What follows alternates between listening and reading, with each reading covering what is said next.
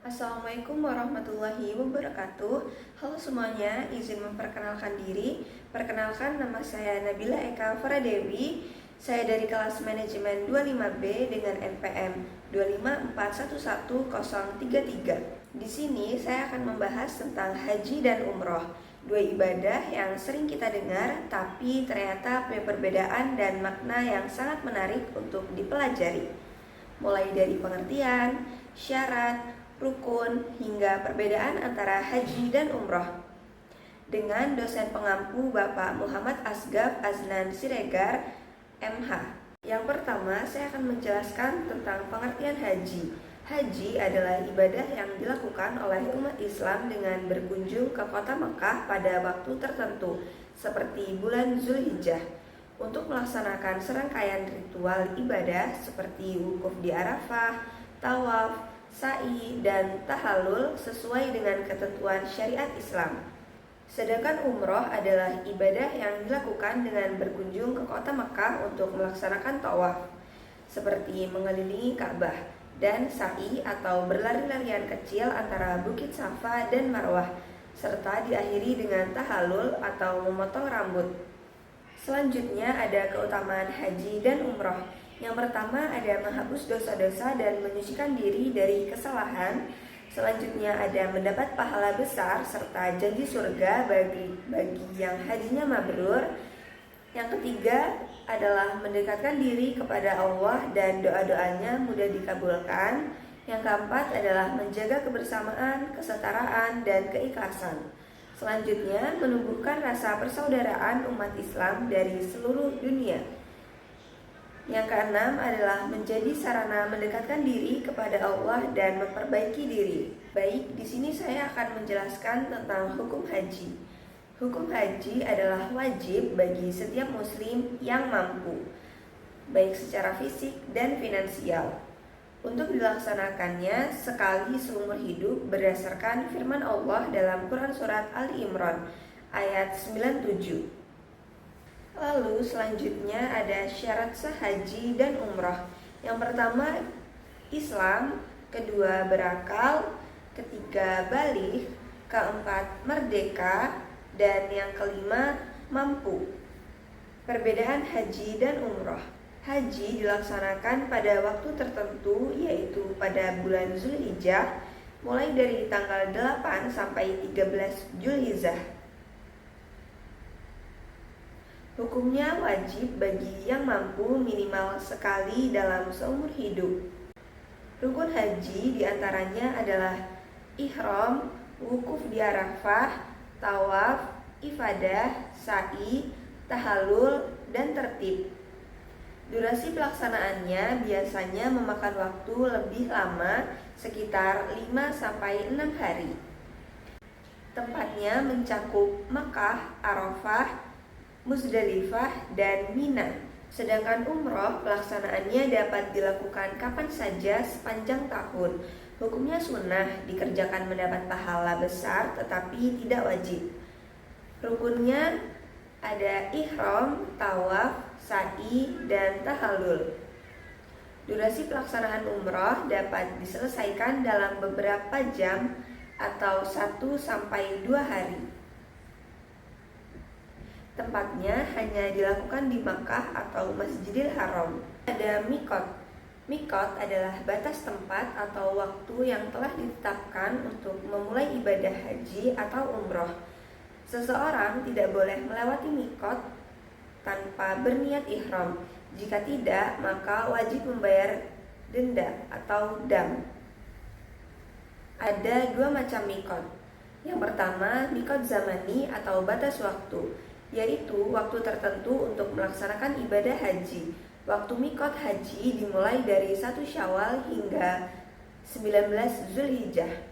Untuk umroh tidak ada batas waktu dan bisa dilakukan kapan saja sepanjang tahun. Yang kedua ada mikot makani atau batas tempat, yaitu tempat tertentu yang menjadi batas wilayah bagi seseorang yang ingin memulai ihram haji atau umroh. Selanjutnya ada ihram dan niat. Lalu di sini ada bacaan niat umroh, yang artinya Aku niat umroh dan beriman karena Allah Ta'ala. Sebelum berihram dianjurkan untuk mandi dan bersuci, memotong kuku, mencukur bulu, dan membersihkan badan. Selanjutnya memakai wangi-wangian di badan, bukan di pakaian, memakai pakaian ihram, sholat sunnah 2 rakaat, dan bersiap berniat di mikot. Selanjutnya ada larangan berihram. Yang pertama adalah memakai wangi-wangian, kedua memotong kuku atau rambut, yang ketiga membunuh atau memburu hewan darat, yang keempat menikahkan atau meminang, yang kelima berhubungan suami istri, yang keenam ada memakai pakaian berjahit bagi laki-laki, yang ketujuh menutup kepala bagi laki-laki atau wajah dan tangan bagi perempuan. Yang selanjutnya ada talbiyah. Talbiyah adalah ucapan untuk menyatakan kesiapan memenuhi panggilan Allah dalam ibadah haji atau umroh setelah memakai ihram. Dibaca setelah niat ihram dan diulang-ulang selama dalam perjalanan menuju Mekah hingga mulai tawaf. Saat talbiyah dianjurkan membaca labbaik Allahumma labbaik, labbaik la syarika laka labbaik, innal hamda wa ni'matana laka wal mulk la syarika laka. Yang artinya, aku datang memenuhi panggilanmu ya Allah, aku datang memenuhi panggilanmu, tiada sekutu bagimu, aku datang memenuhi panggilanmu. Sesungguhnya segala puji, nikmat, dan kerajaan adalah milikmu, tiada sekutu bagimu. Lalu selanjutnya ada tawaf. Tawaf adalah mengelilingi Ka'bah sebanyak 7 kali putaran dengan posisi Ka'bah di sebelah kiri. Dimulai dari Hajar Aswad sebagai bentuk ibadah dan penghormatan kepada Allah. Sedangkan sa'i adalah berlari-larian kecil atau berjalan cepat sebanyak 7 kali antara Bukit Safa dan Marwah. Dilakukan setelah tawaf. Tujuannya meneladani perjuangan Siti Hajar mencari air. Sholat sunnah tawaf. Setelah selesai tawaf, disunahkan sholat 2 rakaat di belakang makom Ibrahim. Rakaat pertama membaca Al-Fatihah dan Al-Kafirun, rakaat kedua membaca surat Al-Fatihah dan Al-Ikhlas. Dalam melaksanakan sa'i, adapun adab dan rukun sa'i. Rukun sa'i dilakukan setelah tawaf, dimulai dari Bukit Safa dan diakhiri di Marwah. Dilakukan sebanyak 7 kali perjalanan dari Safa ke Marwah dihitung 1.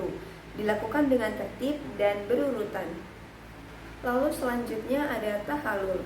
Tahallul adalah tindakan mengakhiri ihram dengan cara mencukur atau memotong rambut setelah selesai melakukan rangkaian ibadah haji atau umroh. Bentuknya, laki-laki disunahkan mencukur habis rambut atau halak atau minimal memendekkan sebagian. Sedangkan perempuan cukup memotong sedikit ujung rambut atau sekitar 1 ruas jari. Terakhir ada dam atau denda dalam haji dan umroh.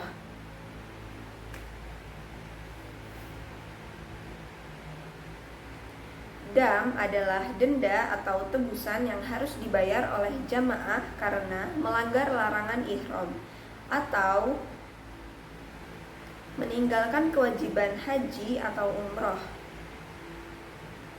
Cara pembayaran dam ini biasanya dibayar dengan menyembelih seekor kambing atau diganti dengan puasa, sedekah, atau memberi makan fakir miskin. Seperti ini contoh pelanggaran dam dan cara membayarnya. Terima kasih sudah menyimak sampai akhir. Saya akhiri. Wassalamualaikum warahmatullahi wabarakatuh. Semoga bermanfaat.